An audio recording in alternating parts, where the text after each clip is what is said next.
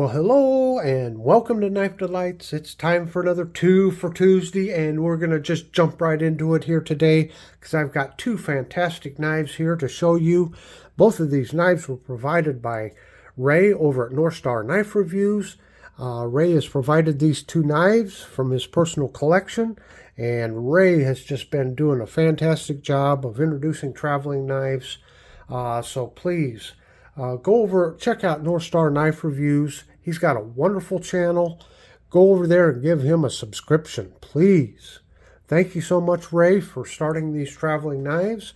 And we're going to get right into it, as I said. And we're going to start off here with a Rough Rider Trapper. And this is model 584. If I can get it out of the slip here. Oh my goodness, there we go. Okay, so this is the Rough Rider 584. And it's part of the Gunstock series. And I gotta tell you, it's got a great green bone covers, and they're diamond shape, so that's where the Gunstock checkering comes in from.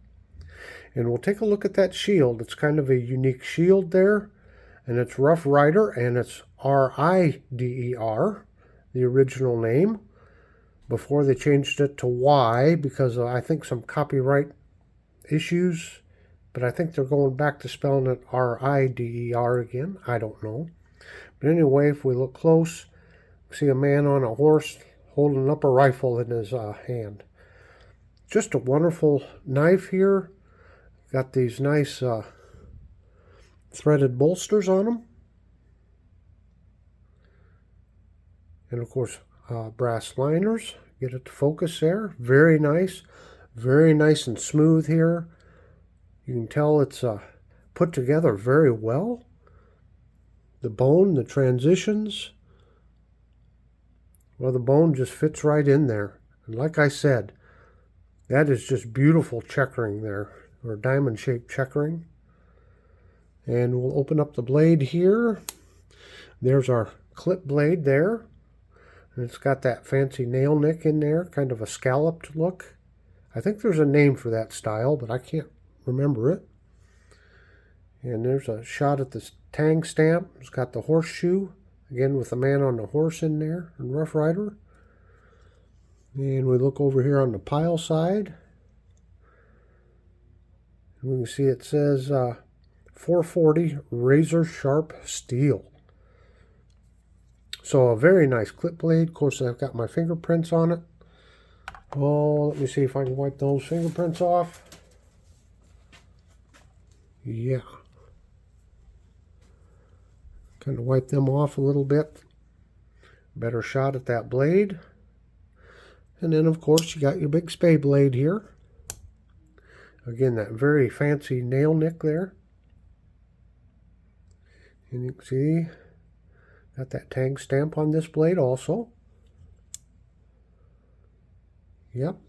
Let me wipe this one off and get some of them fingerprints off.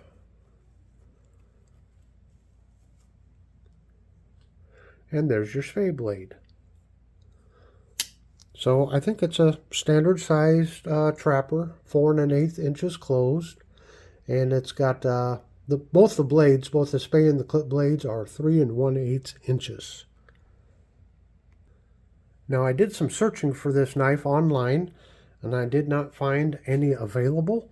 I did find one on an auction website, and the seller said that it was kind of a rare knife that could not be found in stores, and only selected dealers had access to these. So this is a very nice find there, Ray. Very nice. Okay, then we'll look at this fantastic slip here. Now this slip was made by John over at J.O. Ventures, and John also reviewed this knife. And look at this beautiful, beautiful slip. You notice here how I checkered it there to kind of mimic the gunstock barrel? Yeah, gunstock barrel. Gunstock covers, the pattern on there. And as I look at it in the light, as you can see with the bone, you know, it gets darker and lighter in spots, and that's just, you know, the way bone is. That's the way it stains. But I couldn't help but to notice is as you start to get some wear on this, look, it's a little lighter down here and darker up here. And the same down here, you know, when it gets stretched out and stressed out, the color kind of lightens up just a little bit. So I can't help but think that, you know, over time and with some wear on this pocket slip, that it will mimic the bone also in its intensity, you know, the color intensity. Of course, John always puts this nice lanyard hole in there and a nice little lanyard there. I also like the white stitching he put around there. Just really sets it off. John does such wonderful work, and he's been such a great guy making slips for a lot of the traveling knives.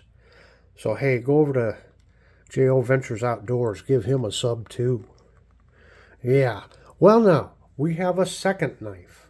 And this knife here, well, let me get the name right. It's a Hultafors model 3820, 380020 GK heavy duty knife. And I'll tell you what, it is heavy duty. Look at that big handle on there. Boy, you can get a lot of grip on that. Fantastic. Let me take a look at the blade. Now, I looked on various websites for descriptions of this knife. The one thing is the blade is carbon steel.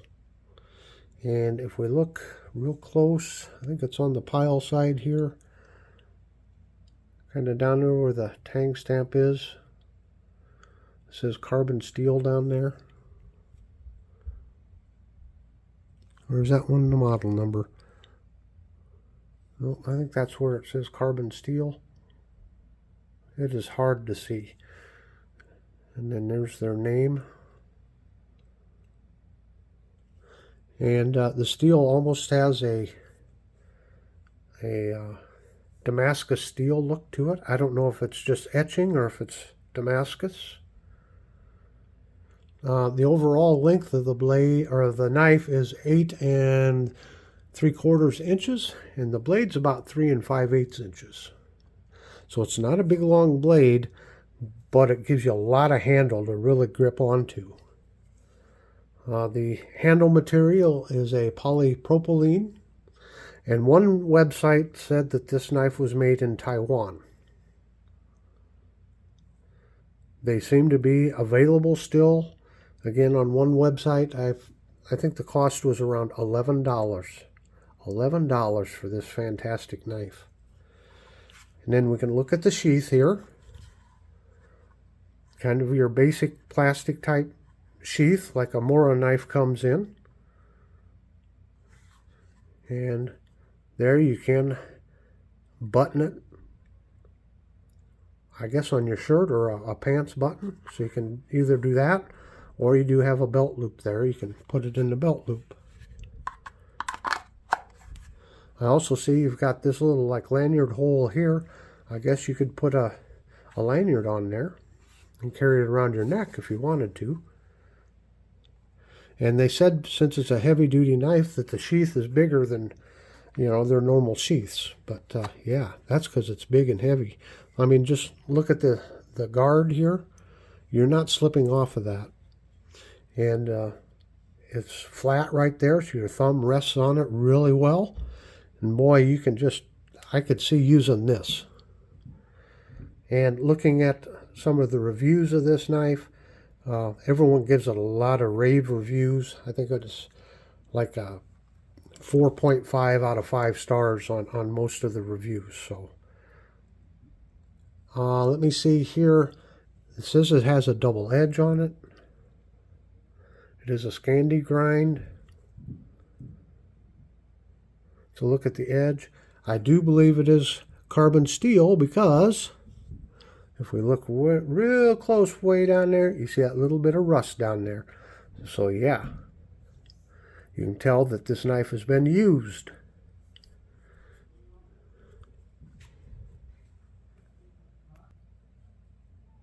Well, there you have it, folks. We got two great knives here. Wow. For $10 or $11, whatever this was, that's a fantastic knife. That's a heavy duty knife. You can just tell. Now, I don't know if it's a full tang knife or not. It's hard to say. But if you're looking for a good outdoor knife, there's a good one there. And if you want to shop eBay and look for this fantastic knife, I think that's probably where you're going to have to find it, on an auction site, because I could not find them available anywhere. But that's just a fantastic knife. So thanks once again, Ray, for sending these knives around. And thank you, J.O., for this wonderful slip. And these knives are going to go on to another reviewer. I believe they're going to go to Thrifty Kniffy next. So, make sure and check out my playlist down here in the bottom right-hand corner. Of course, there's a big round subscribe button right there in the middle. And on the left corner, well, that's the next video that YouTube thinks you should watch. So until next time, have a very delightful day.